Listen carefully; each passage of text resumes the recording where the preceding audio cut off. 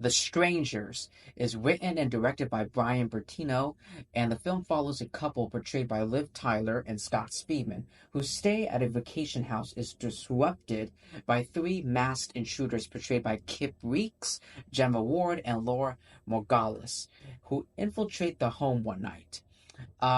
So yeah, so apparently I did. Apparently, this movie is inspired by true events, which I can definitely see how. The screenplay was inspired by two real life events: the multiple homicide, the Manson family tape murders, and the other one is a series of break-ins that occurred in Bettino's, the director's, neighborhood as a child, which is very frightening. Which is very frightening. Like the director, I can definitely see the director getting like nightmares and terrifying like imagery of like burglary around his neighborhood. Yeah, yeah, I can definitely see him. Um, yeah, but but yeah, there are some journalists who noted some similarities between the film and the Ketty cabin murders that occurred in Ketty, California in 1981, though Bertino, the director, did not cite this as a reference. So the film was shot on a $9 million budget, on location, and it was supposed to come out in November 2007, but it was postponed before a theatrical release in May 30, uh, 2008. So like, yeah, so yeah, pretty much several months pushed back. But yeah, the thing about the Strangers movie, all right, it has become. I do know that this film did become a sleeper hit and a cult film, um, which is um, which is funny because a half of the true events that this film was inspired by, was Charles Manson. But anyway, The Strangers. Yeah. So here are my thoughts about the whole franchise. I have pretty mixed to negative feelings. Uh, so let me stay right here, guys. Let me see here. So yeah, okay. The Strangers, um, and other films. Do.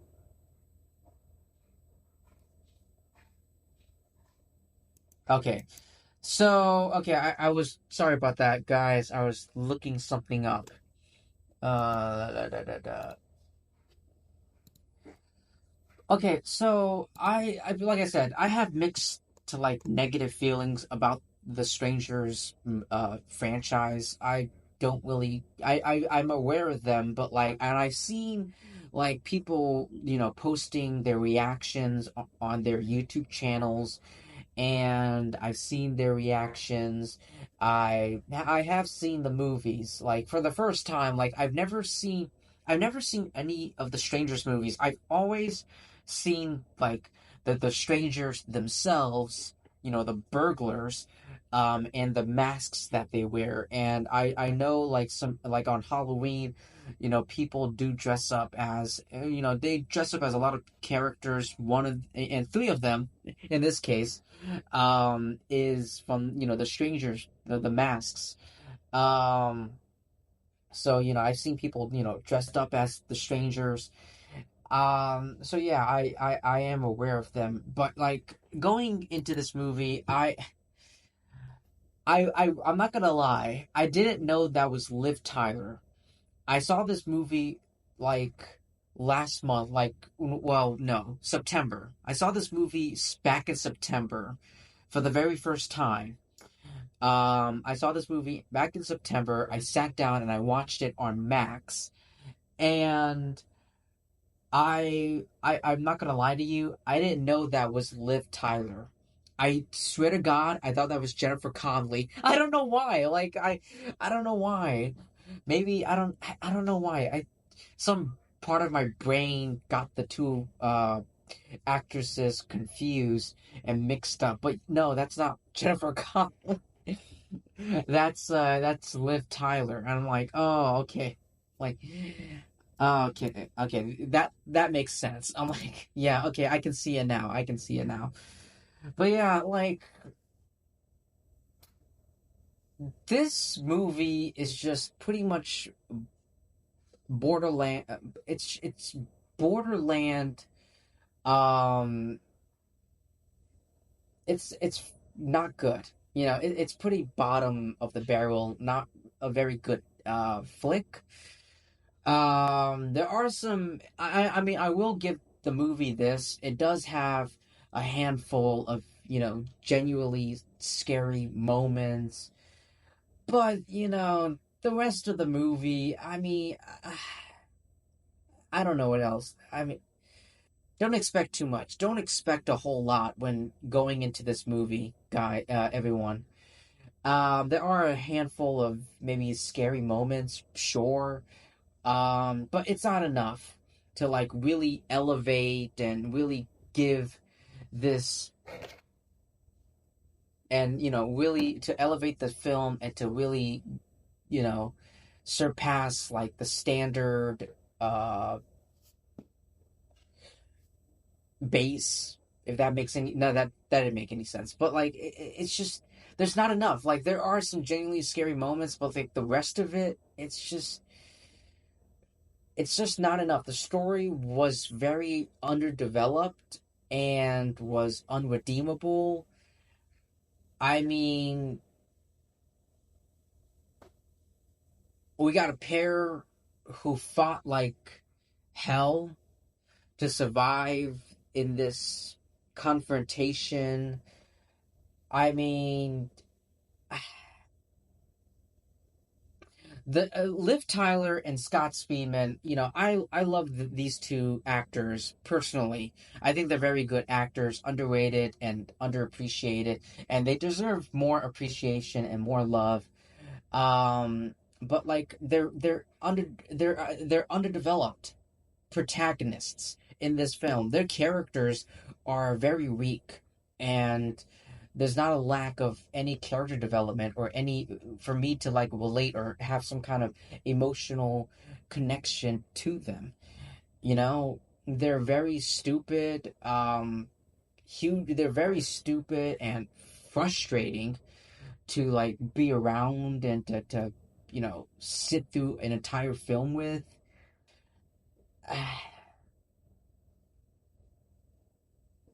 I mean, the director Bertino, he tried to, he tried, but like it wasn't enough.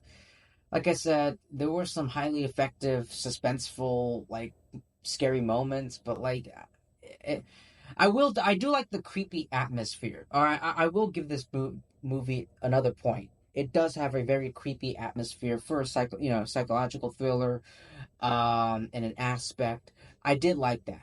You know, it's very creepy, and it fits the mood and the tone of this film. Um, it does have a lot of nice tension with lots of silent moments, some creepy voices, but the usual stupid jump scares like every other song, like every other films. But yeah, I this film,